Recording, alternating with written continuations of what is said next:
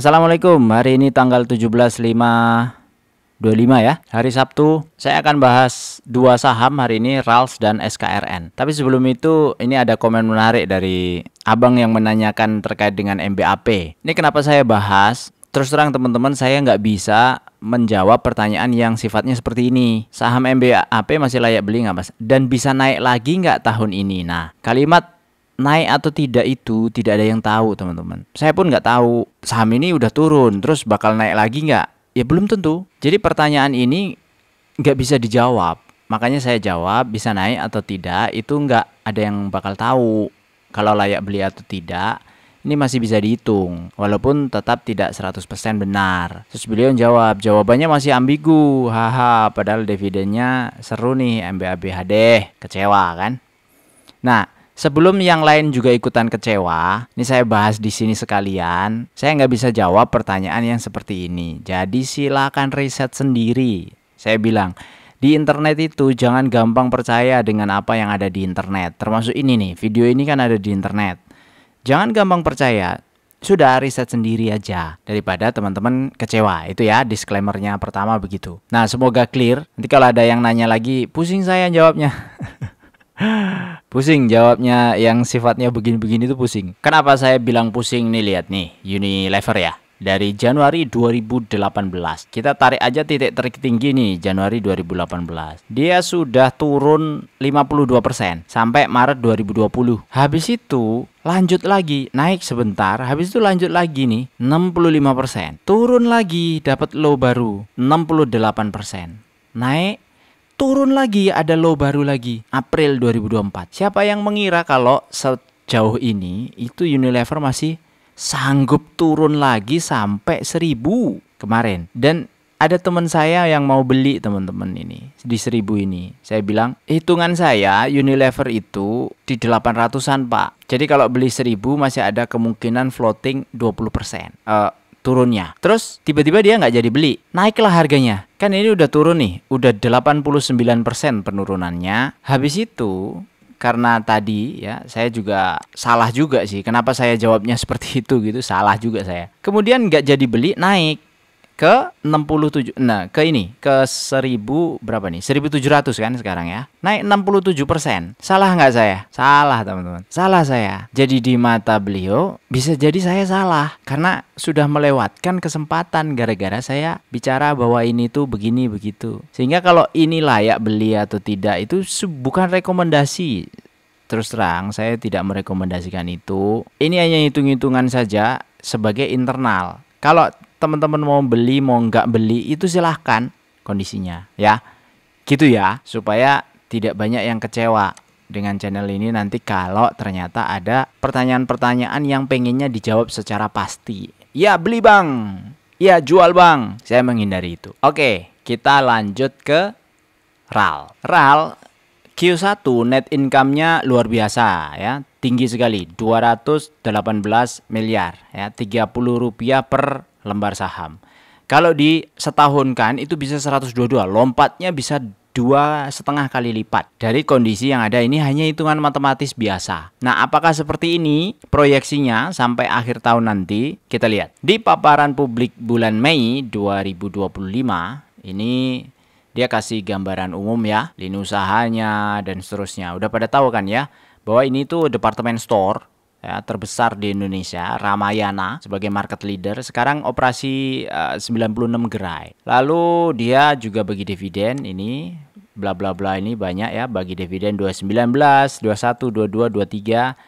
Dan di 2025 ini dia juga sudah bagi lumayan gede ya, Rp60 per lembar saham. Jadi naik Rp10 dari tahun lalu. Kemudian dari kepemilikan saham, oke lanjut saja. Struktur kepemilikan saham ini rata-rata juga ya publik ya. 72% ini dimiliki oleh Ramayana.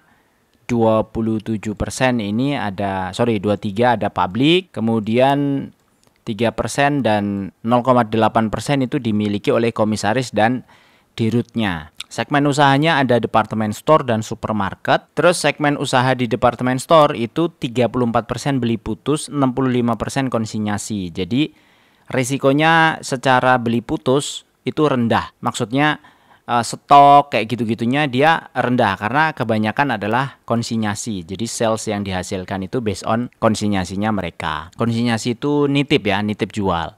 Segmen usahanya di departemen store 89% ya. Ini teman-teman mestinya udah tahu lah ya. Kita lanjut aja ke langsung laporan keuangan. Operasional 24 ini growth, laba tahun berjalan juga growth. Nah, ini Q1 24 ke Q1 25 ini growth-nya lumayan besar ini. 43, 44 gitu kan karena dibandingkan dengan Q1. Nah, mungkin ini juga yang menyebabkan harganya itu naik lumayan tinggi. Nih, harganya itu naik lumayan tinggi nih dari April 2025. Sudah naik 37%. Luar biasa. Nah, tapi kita harus lanjutkan reviewnya bahwa di laporan keuangan Q1, growth-nya memang bagus dibandingkan Maret 2024. Sorry, ini dibandingkan Desember ya, bener ya? Desember ya? Desember ya.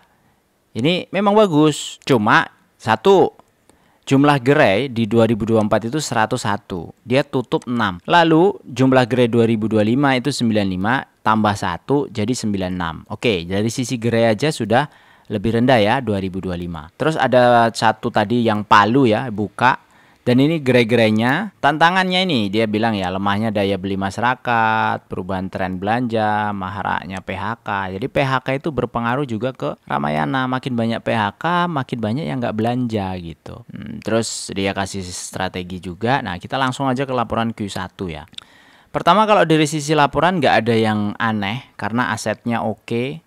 Kemudian ini ada pihak berelasi piutang.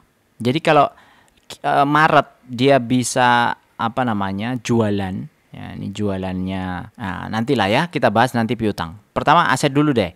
Kas setara kas oke banget. Kemudian liabilitas beban-beban oke banget. Walaupun ini naik ya, tapi naiknya itu karena pihak ketiga. Jadi ini karena utang usaha pihak ketiga, berarti dia belum bayar aja. Dan itu oke ya, aman.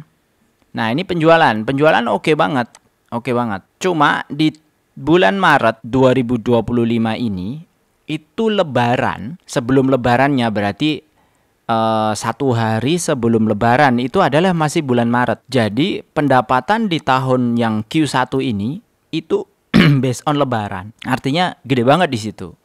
Nah, nanti kita lihat porsinya penjualan saat lebaran tuh seperti apa, ada ya di komen-komennya ada. Pendapatan oke tadi ya. Saldo laba oke banget. Saldo laba mah oke ya. 38, 39 ke 4 ya, ini oke. Terus detail piutang. Nah, ini kan kemarin saya juga bilang ada piutang nggak nanti di depannya. Ini ngomong-ngomong kamera saya agak jelek karena di belakang itu kalau siang gini terang. Jadi sinar mataharinya terang banget, jadi ada backlight dari belakang. Nggak apa-apa lah ya. Toh teman-teman juga nggak ngeliatin muka saya gitu. Kemarin saya nggak pakai kamera. Ada yang bilang udah pakai aja lah. Udah ada juga gitu kan. Ya udahlah saya pakai.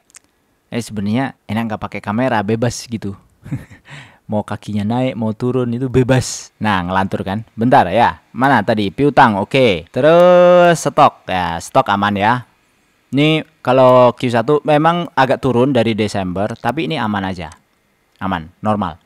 Nah, kenapa tadi saya katakan 2025 itu Q1 itu tidak merepresentasikan kondisi yang sebenarnya? Karena ini di Public Expose 9 Mei, berarti minggu-minggu lalu, itu sudah ada Public Expose. Ramadan Lebaran, ini peningkatan penurunan. Dibilang nih, dijawab, periode Lebaran lebih maju dibandingkan tahun lalu. Sementara untuk penjualan 30 hari Lebaran cenderung flat ya, dibandingkan periode yang sama di tahun lalu. Jadi karena ini lebih maju, maka tadi salesnya jadi lebih tinggi. Berapa persen pendapatan di Lebaran? Ini ya, hampir 30% dari total target penjualan perseroan 2025 itu ada di Lebaran. Makanya di Q1 tadi tinggi sekali. Terus pertanyaan berikutnya, saham treasury mau diapain? Ini belum ada rencana mau diapain. Nih selanjutnya. Gerai Ramayana, gerai itu 50% dimiliki sendiri, yang 50% sewa. Jadi kalau ada apa-apa sebenarnya Ramayana itu masih punya aset kira-kira 50% dari gerai yang ada 96 tadi ya, berarti 40 sekian lah ya. Itu dimiliki oleh dia, sehingga asetnya dimiliki oleh Ramayana. Artinya kita bisa memprediksi risiko. Kalau terjadi apa-apa, rugi, berarti dia masih punya aset 50% gitu. Dari total GRE. Nih, kira-kira target 2025 bagaimana? Perseroan memproyeksikan penjualan tahun ini hampir sama dengan penjualan yang diperoleh tahun lalu. Oke. Terus apakah ada rencana pembukaan penutupan? Dia belum ada rencana. Malah justru buka satu gerai di Palu ya. Berapa capex? Capex sekitar 200 miliar, tapi sudah dipakai untuk gerai baru ya. Gitu. Terus sampai akhir April bagaimana? Sampai akhir tahun bisa berapa? Ini terkait dengan penjualan. Nah, dibilang di sini, total penjualan perseroan sampai dengan bulan April turun tipis jika dibandingkan penjualan tahun lalu. Ini tidak ada di laporan keuangan, teman-teman. Karena laporan keuangan hanya sampai Maret. Ini tidak lepas dari lemahnya dari perseroan memproyeksikan penjualan tahun ini sama dengan tahun lalu. Perseroan menargetkan laba bersih dapat tumbuh 5% dibanding tahun lalu. Oke lah ya, laba bersih tumbuh 5%. Kalau tahun ini dia bagi dividen 60, tahun lalu 50, harapannya dari 60 tumbuh 5% tuh. Ya kan? Berarti berapa? 0,5 kali 3, 63 rupiah. Ya, tumbuhnya 5%. Maunya. Nah, terus ada pertanyaan-pertanyaan lain bahwa di tempat bermain anak-anak dari milik siapa? Ini dijawab di sini, milik tenan dengan cara bagi hasil. Sehingga kondisi Ramayana yang ini naik, saya ingatkan aja kalau nanti rilis laporan keuangan di Q2. Ini mungkin hype ya, naik hype gitu. Karena Q1-nya keren. Tapi nanti pas waktu Q2 ternyata dia rilis laporan keuangan jeblok. Maksud saya jangan kaget buat orang yang masuk di area-area sini. Kalau nanti jeblok di Q2 itu sudah terprediksi. Atau kalau teman-teman mau nyicil nunggu laporannya Q2 rilis. Siapa tahu turun harganya. Tapi kalau nyicil di sini boleh nggak Bang? Boleh aja, silahkan, monggo saja. Kan dividen investor jangka panjang. 3 tahun, 5 tahun. Beli lupakan. Tapi pantau terus kinerjanya. Jangan sampai tahun ini jeblok misalnya. Jeblok 20% tahun ini. Nah, nanti kayak Unilever tadi yang saya ceritakan. Begini nih Unilever. Nah, nunggu murah dulu baru bisa naik. Ternyata murahnya saya nggak sama dengan murahnya market. Saya masih kepengen Unilever tuh 800. Supaya dividen yieldnya itu hampir mirip dengan yang lain gitu. Ternyata 1000 sudah mantul. Ketinggalan saya. Ya udah biarin aja. Namanya juga ketinggalan kan. Cari yang lain. Nah, ini Ramayana. Yang kedua ada SKRN. Nah, ini SKRN ini saya juga agak kaget, ternyata lumayan. Ini super crane. Jadi dia itu sewa menyewa crane untuk konstruksi bangunan macam-macam ya, bangunnya pokoknya konstruksi semua lah ya. Ini terbesar. Dan ini ada video profilnya. Saya nggak usah perlu putar, tapi intinya dia hanya keren saja. Terus ini ada laporan ya 2024. Ya memang ngomong masalah aset turun karena liabilitasnya juga turun. Nah, ini revenue-nya itu bagus ya. 400, 600, 800, 1100. Berarti 1,1 T. Gross profitnya juga bagus, net profitnya bagus. 2024.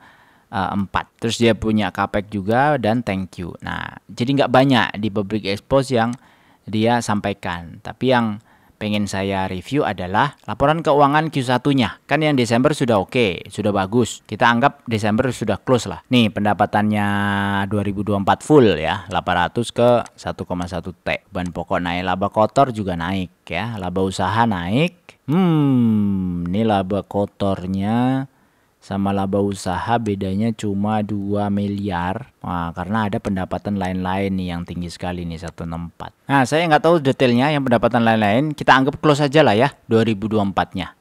Karena intinya sudah bagus dan sudah closing secara laporan keuangan. Laba per sahamnya pun juga lumayan oke. Hasilnya sih turun dikit ya. Turun banyak ding. Turun banyak dari 40 ke 30 hasil 2024-nya.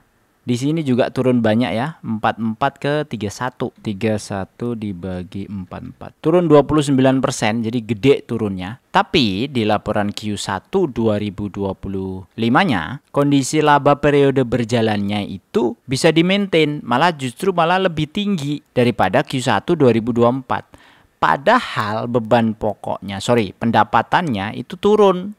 300 ke 224.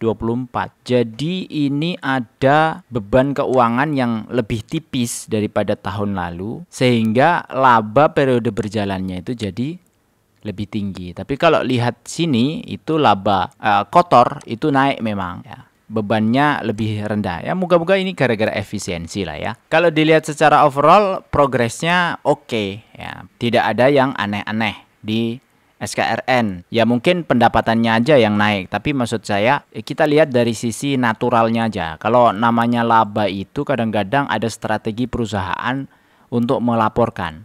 Cuma yang hampir nggak bisa di otak-atik itu adalah ini pendapatan. Ya walaupun turun ya pendapatannya dari Q1 ke 2024 Q1 ke Q1 2025. Turunnya sih lumayan ini. Turunnya 26%. Nah, apakah masih menarik? Ya, kita lihat, kita bandingin aja sekalian. Di SKRN ini ada earning per share apa ini namanya? Trailing 12 month. Walaupun Q1 posisinya naik, tapi salesnya turun loh ya. Tadi turunnya hampir 26%. Kita kan bisa asumsikan pahit-pahitnya bagaimana pahit-pahitnya. Ya, anggap aja ini turun dari tahun lalu ya, 30 ke 26% dari 30. 30 kali 0,74. Nih, EPS-nya 22.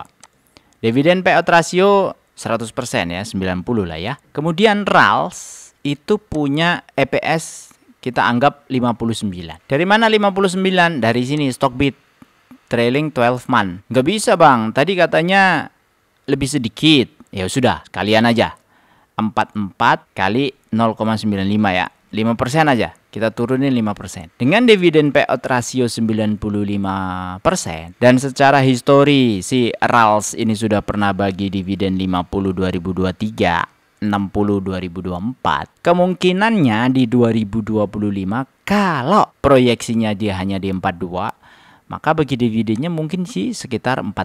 Dengan harga sekarang 40 itu equal dengan 8,7%. Ini harga sudah tinggi ya. 458 ya, sudah ada di sini ya. Sudah tinggi. Nah, strateginya gimana? Nunggu Q2, teman-teman. Berharap laporan Q2 rilis, turun jauh ke bawah. Baru tuh cicil atau serok langsung. Ya silakan lah. Tapi nggak usah FOMO. Sekarang tinggi nih. Kayaknya bagus nih RALS, nanti ketinggalan. Wah, saya FOMO. Kalau kita trade atau kita investasi modelnya begitu, nanti ujung-ujungnya capek. Kena prank terus nanti. Jangan ya, Dek ya. Enggak. Bebas. Silakan. Yang penting, apa yang diputuskan dengan sadar atas kemauan sendiri dan tidak menyalahkan orang lain. Nah, itu bertanggung jawab terhadap apa keputusan kita. Ya, kondisinya sekarang memang mahal untuk RALS. Kalau saya ngelihat mestinya di angka 397. SKRN maunya di 200. Jadi ini mahal juga SKRN. Kalau tadi earning per share-nya turun ya. Ya siapa tahu kayak 2024 ini dia bagi dividen 85 nih SKRN. Kan lumayan. Siapa tahu dia bagi-bagi cashnya banyak kan? Nggak harus melulu laporan keuangan toh 85 ini juga jauh lebih tinggi daripada laporan keuangannya dia. Nih, laporan keuangannya cuma 30. Dia bagi 85, 192% yield. Payout rasionya. Bisa begitu nggak? Bisa, asalkan dia punya cash. Tapi kan kita nggak bisa investasi cap-cip-cup model begitu. Kan harus menghitung risikonya bagaimana. Supaya apa? Sesuai dengan prinsipnya Warren Buffett, never lose money. Aturan keduanya, ingat aturan pertama. Semoga bermanfaat ya. Sampai jumpa lagi di video berikutnya. Untuk requestan belum ya, soalnya requestannya saham-saham yang nggak masuk di list, jadi kurang kenal, jadi saya harus belajar dulu. Terima kasih. Wassalamualaikum warahmatullahi wabarakatuh.